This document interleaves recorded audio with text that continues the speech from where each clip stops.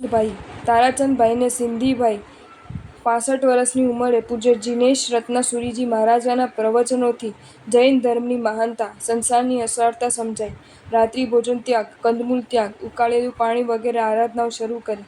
બહાર ગામ જવાનું થાય ત્યારે ઉકાળેલું પાણી સાથે જ લઈ જાય.